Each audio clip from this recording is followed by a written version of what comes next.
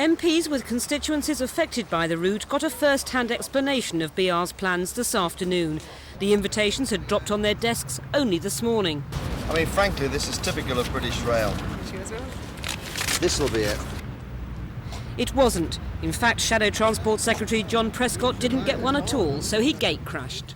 I'm not happy that that's the only way you can learn about the proposals, because it's very clear from the statements being made by the chairman that the extra cost for this can range from £500 million to £1 billion.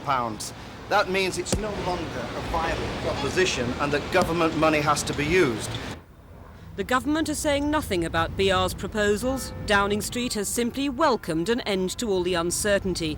But some MPs reckon the government's already tipped BR the wink. The money they need will be available. Well, I think there's been such pressure from the public and in sensitive seats for the Tory party that maybe the government has given them the nod and said, we know you can't do it this way, but go ahead, because at the end of the day we'll pick up the tab. Well, if they have tipped them the wink so far, they ought to tip the wink a little further, because there is still part of this line which is going to be on the surface and going, I think, overhead, and that is not acceptable.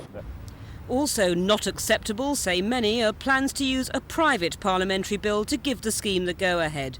It should go before Parliament in November.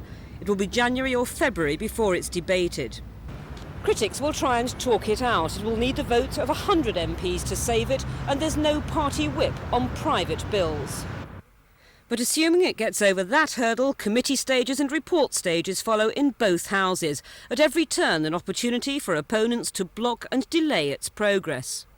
Add the fact that private bills always have to take second place in the parliamentary timetable, and that the government's own legislative programme is a very heavy one, and it could be another 3 years before British Rail get the go-ahead for the scheme, let alone turn a single turf. But former Prime Minister Ted Heath says that's still the best route to take. Now, if you go for a government bill, the government can use its enormous majority to steamroller the whole thing through the House of Commons. We don't want that. We've been able to use our influence so far, and we can use our influence on a committee examining a private bill.